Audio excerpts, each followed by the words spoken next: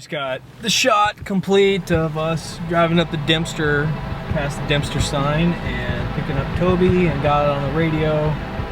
Guys on the radio said, we gotta pull over, we gotta look at this trailer again, still making the same noise. I feel a little bit better about it being... But it wasn't the trailer. Most likely, it was not the trailer all along. 2 of 5 lugs left. On what? That tire. 2 of 5 lugs left? Yes, it's been rubbing into here. Yeah. And we have to inspect every tire. One issue masking the other. You heard all that noise, you know? Thinking it was just the rub on the cables. This was happening at the same time. We were lucky. Had the remaining bolts sheared, the wheel would have separated from the Land Cruiser. And given the speeds that we were just traveling at, it could have been fatal. Maybe on the trailer? We had to get creative with how to chock and block the truck for such an extensive fix. The guys located a beam in the ditch, and Ty made quick work blocking them for the axle and chocking the wheels. I would just do 2 straight up, just so that we got room to get a bottle jack next to somewhere on it. Yeah, pull the tire off and out.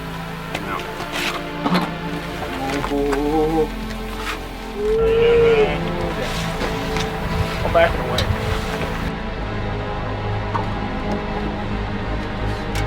Ryan removed the studs so that we could look for more in Dawson. On the broken lug. Ryan also looked the axle over and found a bulging brake line that would also need addressed. With town shut down for the night, so were we. A storming session broke out, and we addressed group frustrations and concerns. When you're working on vehicles, don't get under a vehicle unless it's on jack stands. It's the first thing they teach you in any shop class I've ever been to. I don't know. That's just what I'm frustrated. It's certain things that are very obvious to me that got missed by other people in it, and there's camera crap, there's production crap, there's all this other stuff that I don't have a clue about. We all have this piece, and we all did the piece, but we all forgot, you know, a part that could have been your piece at some time. You know what I mean? And so you're feeling that stretch, that lack, and that's, you know, we're sorry for that. That's our fault. And I know right now it feels like you're just standing there naked because you don't have what you need to do your job effectively and safely. We would make it a point to pick up a bottle jack and some jack stands in the morning. With our storm session resolved, we are becoming a well-oiled machine. And then this is our storming. Yeah. There you go. This is good though. Cycles. But the thing that came out... 7:50 a.m. Rolling 40 kilometers back to Dawson City. We gotta find the right parts. If we don't find these parts, I honestly don't know what we'll do. We're gonna have to get real creative or get real risky or something to get something done. So I don't know. Right now we're waiting for the other half of the team to get here. They went into town to go fix our problem that we had last night. So we're missing 3 posts off of our tire, so if they're not able to find those, any dreams of going any further down that road right there are going to be all but lost. Our brake line was the hardest part to locate and would be picked up next week after our return from the north. There's no brake lines until Friday of next week or of this week, and it's Tuesday. We can't be shut down that long. So it just put a hope and a prayer on it and motor on. Thankfully, the lugs and lug nuts would be flown in from Whitehorse, Yukon tomorrow. What time are they going to get here tomorrow? 8 in the morning. So we'd have to get from here to Inuvik tomorrow in one day. Back at camp, we set to some chores. Tonight we're gonna have pepperoni pizzas. Some of them will be good, some of them probably won't. But that's okay, because everybody here loves us. Well, I'm sitting here at Yukon Gypsy Camp number 1, and I decided to choose Ty's Pizzeria for the local vendor of the evening, and it is one of the best dishes that I've had in a long time.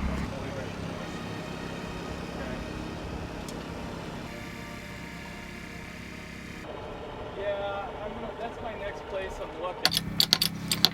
Ryan did what he could with the brake line bulge. However, all of us knew anything we did wasn't going to help. Brake line pressures are just too high. Okay, full pressure. It was more for just a little peace of mind. Pressure. Later in the day, a scenario we didn't expect slammed us into high gear. Toby just off the side of the bridge as he was doing some filming. He's laying there motionless. Call 911. Hey Toby, hold still, buddy. Hey, we see up in time. Hey Toby, hey buddy, it's okay. Toby, you gotta hold still, okay?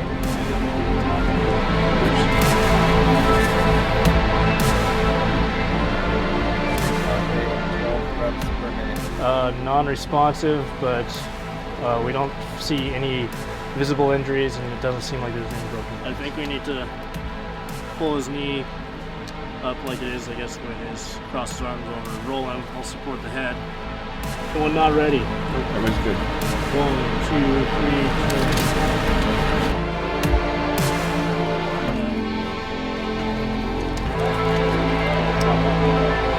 Hey Toby, hold still, bud. Hey, hold still, bud. Hold still.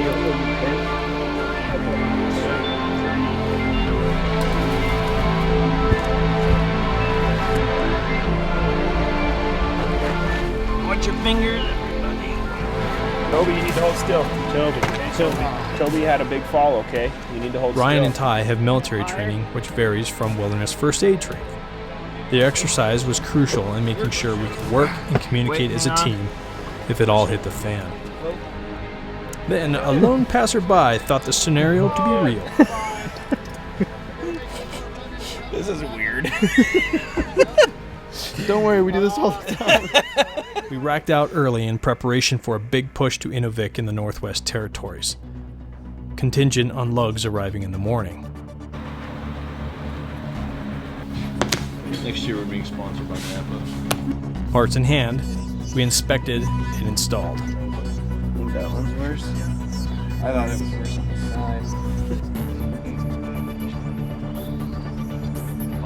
side. Installs went smoothly, and time was of the essence. We needed to get moving if we were to make the final midnight ferry at Arctic Red River, nearly 13 hours and some 600 kilometers from our current location. The Dempster awaits. I caught Ty lost in thought as he peered down the road. None of us knew what we were heading into.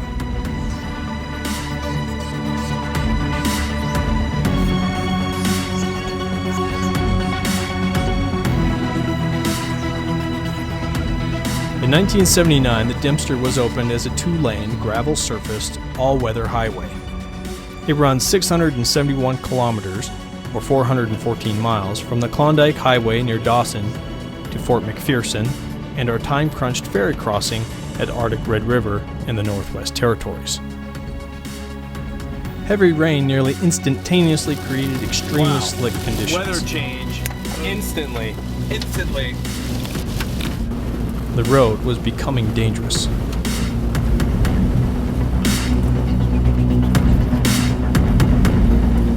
And then an 18-wheeler after that. Bruce is pissed. Make sure there's no accident. We got an accident. I'll stop. Go check it out. 10-4, I need everybody to prepare for what they may see here.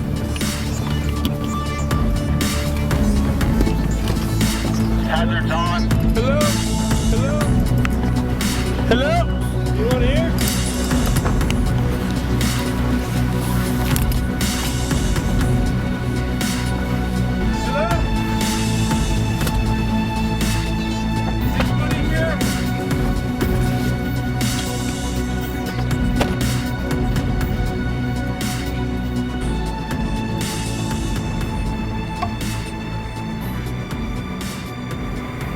Yeah, they're out.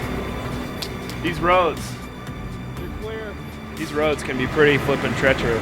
This guy obviously didn't get off very far and it just sucked him right in there. But he says we're clear, so it looks like this guy got away. I mean, it's obviously can't go too fast on these roads. And these are really hard to insure because they do this. Stuff strewn everywhere in there. I bet you was coming from that direction. See these tracks? Yeah, he was Coming from there and like probably flipped it around backwards and drifted. That could have been bad. That could have been really bad. Bad roads are an equal opportunity killer. Yeah. Ryan at the wheel of the heavy Land Cruiser provided peace of mind. It served with the 1st of the 163rd Infantry Battalion in Iraq, convoying supplies and infantry across Iraq's hostile roads. I thought to myself, the stress of this road must seem like a piece of cake to him. Alright, so just past a sign that said 2K to Eagle Plains. I am literally on fumes, so I'm just going to try to roll in. This light's been on for probably about 40 miles here. About as far as I've ever pushed it. Sounds good. 2K, roll in and get hop and get out of here. Beat that ferry.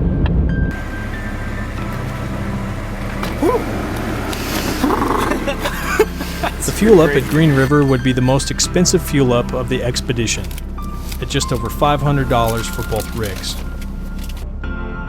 We needed to keep moving to make the ferry and allow us to complete the Dempster in one day. We can see the Arctic Circle, which we plan to stop and be like, yeah, we're crossing the Arctic Circle, but we are in such a time hack that we just got to blow right past it. So here in about 30 seconds, we're going to be crossing the Arctic Circle.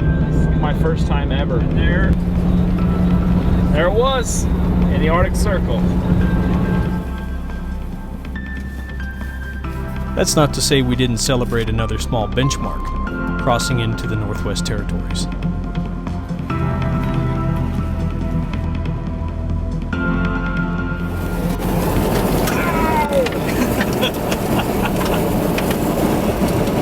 This is so nuts! Look at that! It's like lines of green and brown, shades of all different colors. Grizzly! Right there is a grizzly bear just roaming the Northwest Territories. He owns this place. This is his. Apparently Ty has never seen a grizzly bear in the wild before. Ty? Dude, I've never seen... Okay, I lived in Montana for 5 years, Idaho for the rest of that time. Hey, Ryan. And I've yet to run into a grizzly, which I consider myself fortunate to not run into grizzly as much time as I spent in the woods. So this is pretty freaking awesome. I've never seen, been able to observe a grizzly bear in the wilderness before.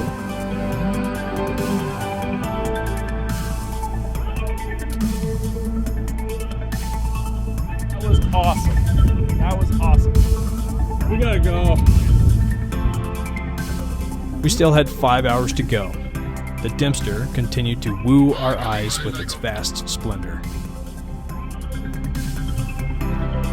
Dude, that is insane. You guys stick out like a sore thumb. The Dempster's engineering is unique. The road sits on top of a gravel berm to insulate the permafrost in the soil underneath. Without the gravel berm, the permafrost would thaw and the road would sink into the ground.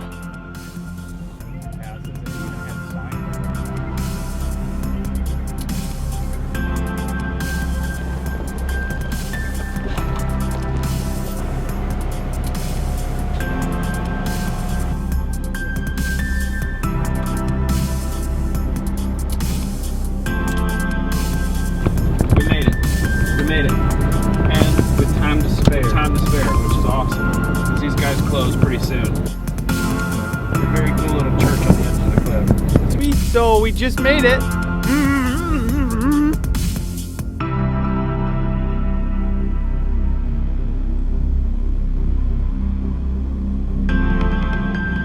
Making the ferry was a big win for us. Had we missed it, our travels would have been delayed till morning.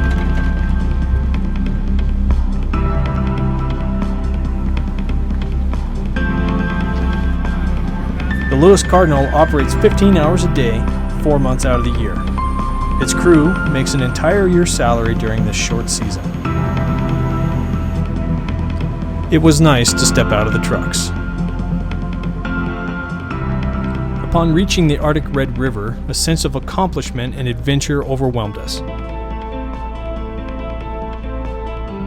are 12 hours in, almost 12, yeah, just over 12 hours in to this drive, and we are about to complete the Dempster Highway. It's 1:15 in the morning, and this is, I'm feeling pretty good. This is cool. We've done Prudhoe Bay, Dead Horse, and now all the way up to Inuvik. And it feels good. It's a dream come true for me. Inuvik was a dream destination for many of us. Morale was high.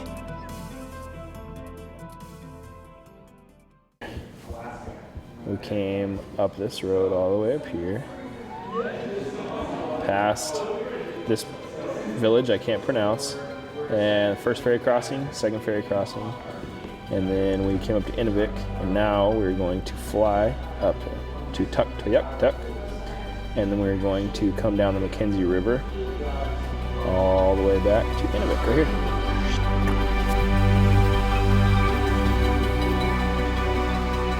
Once airborne, we were able to take in how this land really looks. It's an intricate system of waterways, marshes, and lakes. 25 minutes into the flight, the pilot banks to show us the new summer road being built, a road to connect Inuvik to Tuktoyaktuk. It's expected to take another 3 years to be completed. Nearing final approach, the third largest pingo comes into view.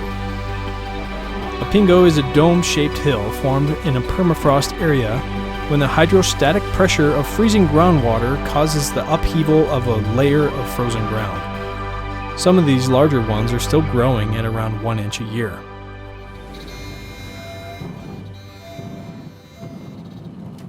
At the airport, we met up with our guide John. We had asked him to show us the village of Tuk.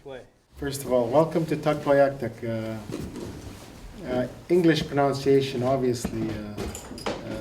The Inuvialuit pronunciation is... Our first stop was atop the town-centric pingo that would allow us to get our bearings. Over in this direction, where you guys will be going, towards the mouth of the river, is in this direction. You can see a pingo on the horizon over there. That's where the Mackenzie River is, which is about 30 kilometers from here. Okay. And that's where the whales go this time of year. They like to go to the mouth of the river where the warm water is coming down. And then they calve there, and then that's where people also hunt and harvest them in that area.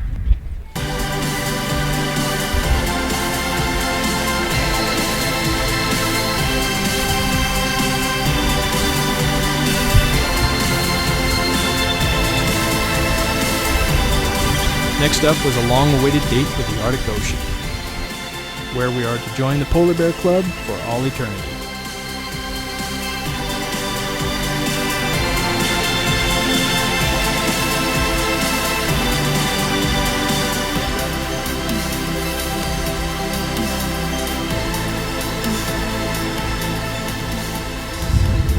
One of the few times in my life where I can honestly say I didn't have much expectation going into it, but getting here and running in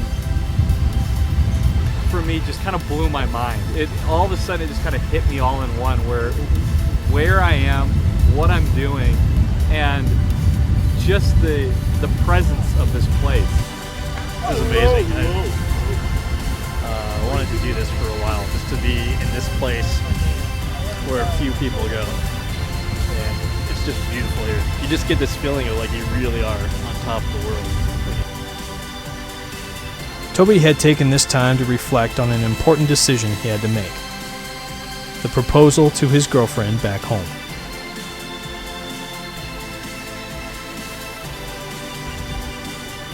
Across the bay, John takes us to the town's prized ice house that's hand-chiseled deep into the Earth's permafrost.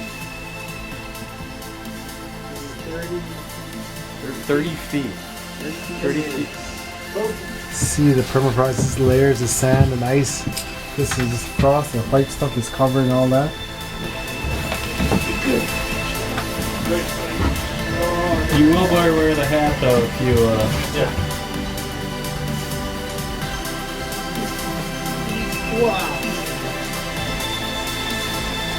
You see this? This is like... I have words. This is incredible.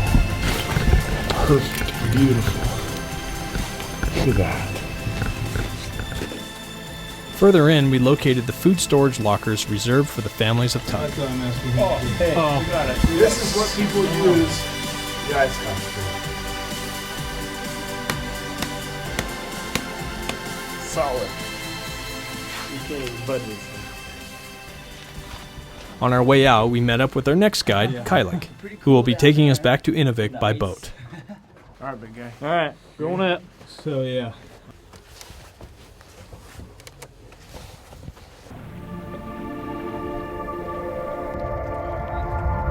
Though it was nearing 10 p.m., the light was just coming alive. Tuck had made a personal impact on all of us. I don't know, it just felt really thick, like peaceful there. Very homey and warm and authentic. And that's the best way to describe it here. It's like walking into a cozy home everywhere you go. So I'm excited. Like that was one of the most peaceful places I've ever been in my life. Not far into the open waters of the Arctic Ocean, the waters rowelled our boat as it powered through the chop.